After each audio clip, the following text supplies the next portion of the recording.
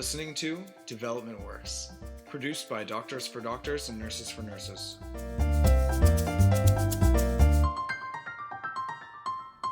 Hello friends, I'm Andrew Wilson. And I'm Michael Carlson. This is Development Works, sponsored by Doctors for Doctors and Nurses for Nurses. And on today's upcast, when doing international development, don't be fooled by the frills. We hear from David Oldenburger, a trained nurse and medic with the Canadian military with a lot of field experience. David Oldenburger is a nurse with a master's degree who is working on his second master's degree. He's worked in West Africa for 18 months on a Global Affairs Canada-funded adolescent health project. His role included program research and revision, monitoring and evaluations, reporting, and capacity building. He has 5 years' experience as a medic in the Canadian Armed Forces. He's an instructor with St. John Ambulance, and he's worked in Dominican Republic, Haiti, Senegal, Mali, and Nigeria. Today on the Upcast, David lets us know what works in international development. But first, this Upcast is powered by Doctors for Doctors and Nurses for Nurses. We're a Canadian charity that sponsors the medical education of high-potential youth in rural Nicaragua.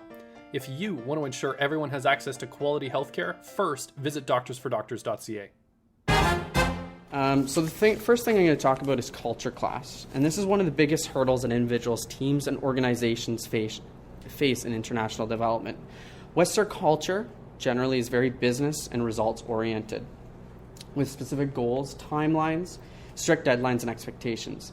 But these often don't fit with local partner contexts or understanding and perspectives.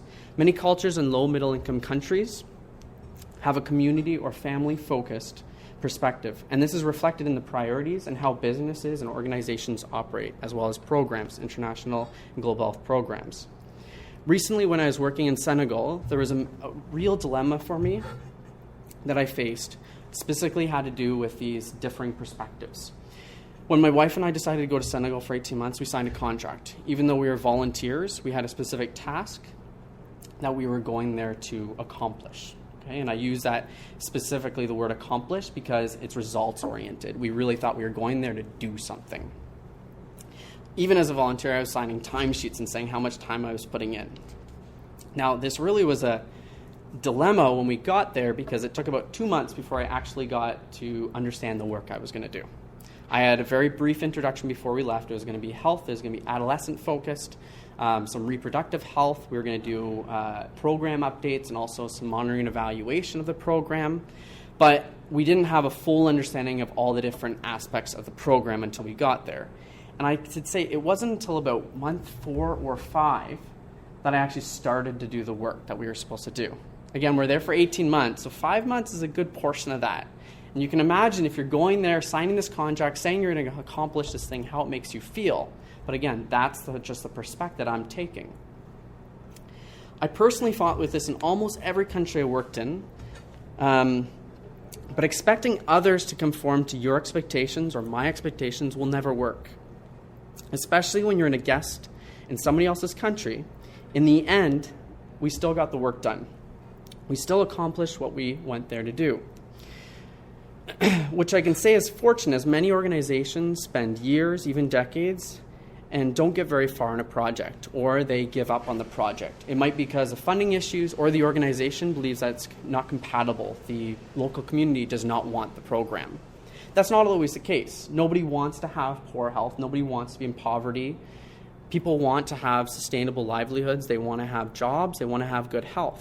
But the approach that sometimes organizations, teams, and individuals can take, if you're forcing these changes, you have this power imbalance with people you're working with, you're never going to find common ground. So does it really matter if the project takes 3 months, 6 months, or even a few years? Does that really matter? What really matters is that you're respectable about the people you're working with, you show them dignity, and you treat them as equals. I might be a technical expert, you could say, in an area. Again, I don't like to use expert, but I might have strong technical knowledge in an area like health because I'm a nurse, but it doesn't mean I understand the cultural context, the environmental context they're working in, the economic context. And this really reflects and has an impact on their health, on the health of children, on the health of the families. And they're the experts in their own culture. They're the experts in their own lives and understand solutions that might work or ideas that might work and those that don't. So what I'm trying to say is therefore having those afternoon teas, in Senegal everybody has what's called a taya, and it's a certain type of green tea, really, really sugary. I tried to advise people to reduce the sugar, to reduce diabetes. It didn't work very well, just saying. Sharing lunch together and attending a colleague's baptism of their child, a wedding, or a cultural celebration. These are what show respect, and this is how work is done in other countries. It is important to embrace the difference, recognizing the positive elements in both cultures and finding middle ground. This doesn't mean giving up on having deadlines or forgetting about a budget, because for us, we were working with a global affairs funded project. We had specific outcomes we were supposed to accomplish. We had specific deadlines, targets. And if you're in international development or global health, you know what results-based management is. It's very strict, and you'll be very careful, because if you don't follow those, you get your funding taken away like that. No questions asked. It's very, very easy to get in trouble.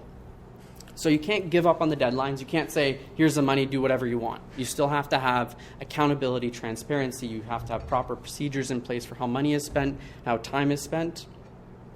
But you have to find that middle ground. You have to understand the local perspective. And you can't just force your Western perspective and say, well, I'm giving you the money, do what I say, just as I say it, no questions asked. It's never going to work. By approaching their culture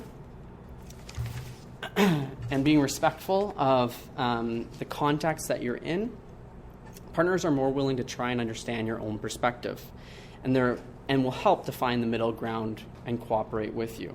So if you ever think you're going to work in international development setting, never go thinking that you're going to have this big impact, because ultimately you're taking that Western perspective and you're going to be horribly disappointed. I also know from experience that I found it very hard to connect with relationships over to-do list items. We're so ingrained in achievement in our culture that we often put achieving something over the personal relationship aspect. It's so common for our culture in North America to put relationships second. We show respect by finishing a task on time instead. It's so important for us to check in with our definition of respect when we're working abroad. Other cultures define it very differently. And I might even challenge things, or just take a moment here. When we say North American, what we actually mean in that language is really tricky, right? Because when we talk about Andrew, when we talk about the global South or the West versus the East or whatever it might be, what we're really talking about is a dominant European Western culture influence in North America. But that's not the whole story. I mean, I work with indigenous peoples all the time, and Native Americans have a very similar family-focused culture that many parts of the world do. Same thing with many rural communities in North America. Same thing with many recently immigrated groups. So I think we really need to be cautious here by what we're effectively doing in these words that we use is just erasing difference, right? And leaving groups out. And within our own cultures, these words are hard.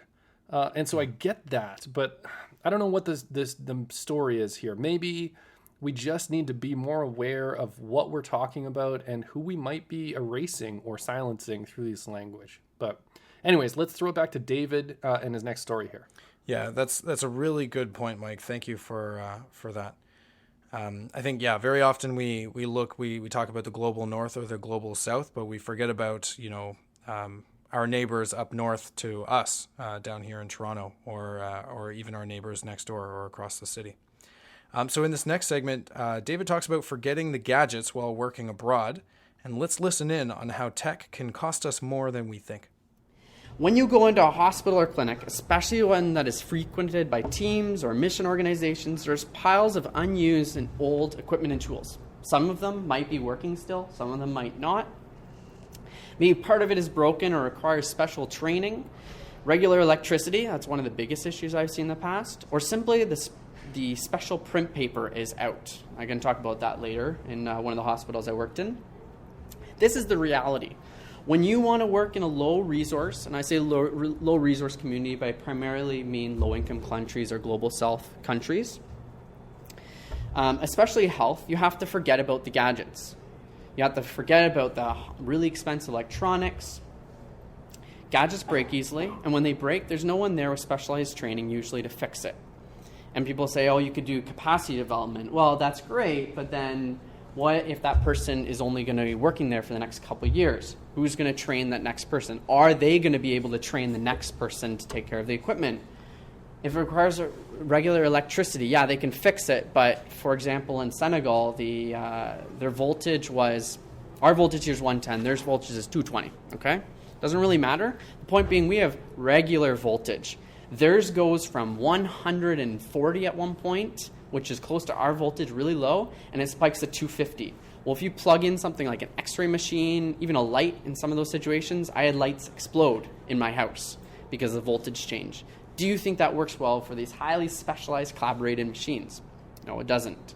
So you have to be realistic, and you have to forget about these gadgets when you're thinking about international development and start at the basics. The best thing to do is to find resources and materials that are accessible, repurposable, and that means they can reuse them for some other means, and won't run out or have to be ordered from far away because it will never come. Try to ship something from Canada, United States, or Europe to Senegal, it probably won't make it there unless it's this big and it weighs about the weight of a small book. And even in some cases, books never came. A lot of organizations get huge ideas, literally huge, ambulances, drones in some cases, and big water pumps. Maybe you've heard of examples of big water pumps or systems where they pump water and children play around, what's that spinning thing called? The turntable style activity. And they use that to pump water, if you've heard of that. Large solar panel systems, which sometimes work, sometimes don't. But is it really sustainable? When the organization leaves, who will fix the broken pieces? How can you protect it from being stolen? That's a really big thing when we talk about solar panels. You could steal them pretty easily because they're pretty light. They're big, but they're light, and then take them somewhere else and try to sell them.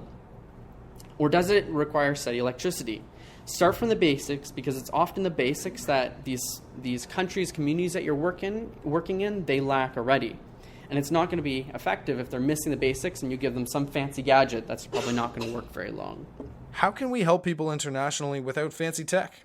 I guess it's bringing it back to relationships, discussions, money in the right place at the right time, things like local education and local other stuff. I guess my take on this, Mike, is just do anything local. I think that's fair, but I mean, one of my favorite people in the world, and I make it sound like I know him. I wish I did know him, but I don't. Hans Rosling from Sweden, who has a great TED Talk on the hierarchy of needs and what people need in what order of things. So like when you're doing development. So first, for example, you need to not be killed through violence or famine or whatever it is. Then you need to have sustainable nutrition, sustainable food, water, shelter, all those basics. Right. Yeah. Sorry, and then you can go to school if you're not worried about famine or disease, and you can actually pay attention in math class. Right, exactly. Hard to learn fractions when you're starving. So you go up this list of things that are developing, and then at some point, I don't know, near the middle, you've got things like shopping or tools and services and economies that just make people's lives easier and money.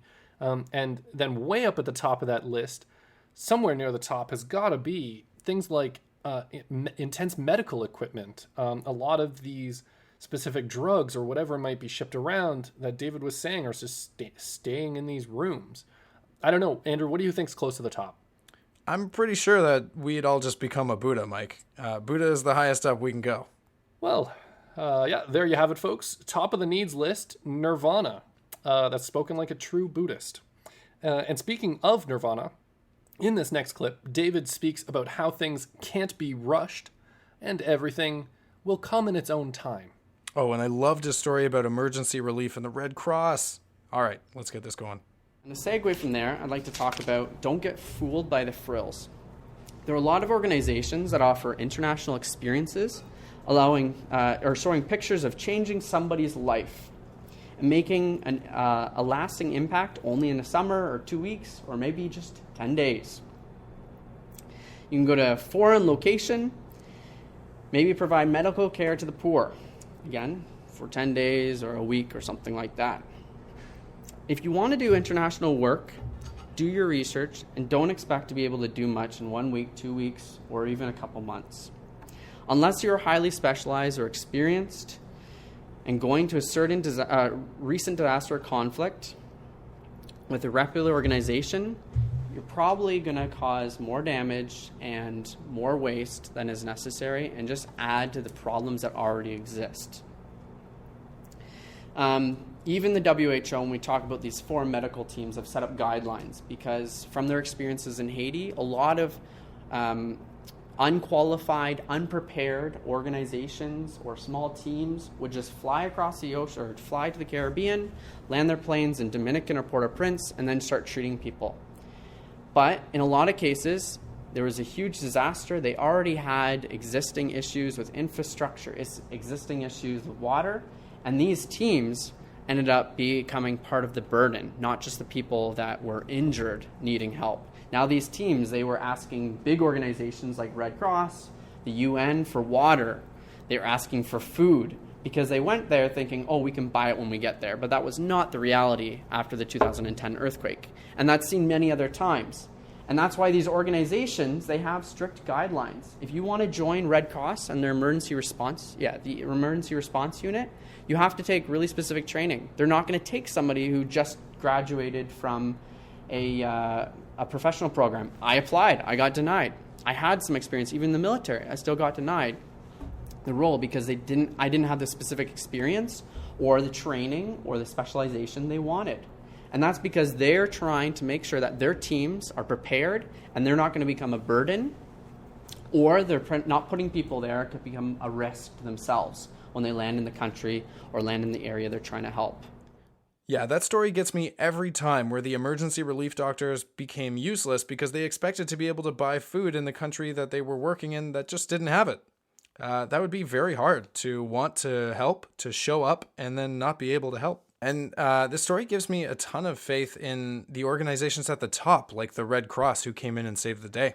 Yeah, I guess these bigger organizations, we often question whether or not they're squandering resources or anything. And I think they have a bad rap for that. But there is something super important to the economy of scale. And David just drove that point home.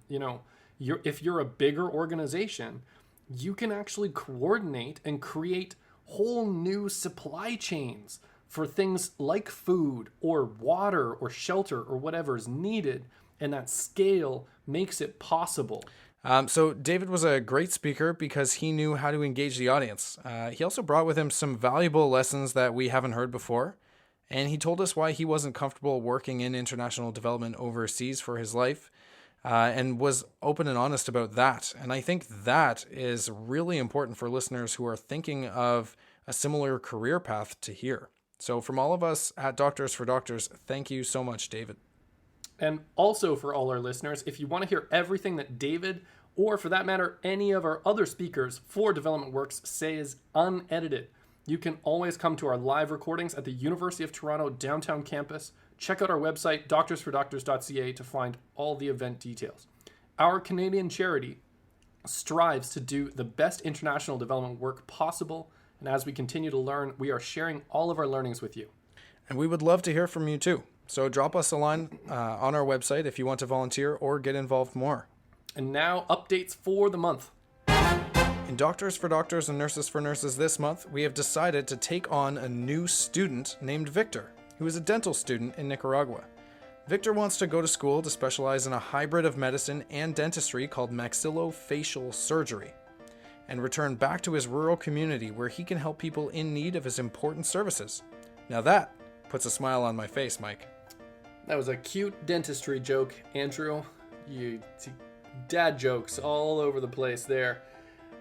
Anyways, on our Canadian side, we have calibrated all our old communication systems and are focusing on achieving all our basics to ensure every ounce of our volunteer effort is best used. So what does that actually mean? Well, for our core volunteers, we will be doing a conference call each week to ensure we are on the same page. So if you are a core volunteer, keep a lookout for that. And for those people that help more from a distance or whenever they can, we're now calling you, here it is, Friends of DFD. Well, that's nice. I mean, who doesn't want more friends? I know, right? So if you would like to volunteer your time with DFD NFN as a friend of ours, drop us a line and ask us how you can help. Well, that does it for this month's updates on Doctors for Doctors and Nurses for Nurses. And for the last word, we hand it back to David, who gives us his personal take on working internationally for many years at a time. Honestly, it takes certain types of people with certain personalities to work in international development for decades. I think I get so frustrated. Maybe I would adapt, but even in a year and a half, I still had a lot of problems with it. And you need to go to another country and actually learn that yourself if you want to do international development, but you have to be honest with yourself and say, you know what, this isn't my thing. And that's everything for this month's episode of Development Works. Thanks for listening. This is Andrew and Mike signing off, and remember, if you don't make mistakes, you're not working on hard enough problems.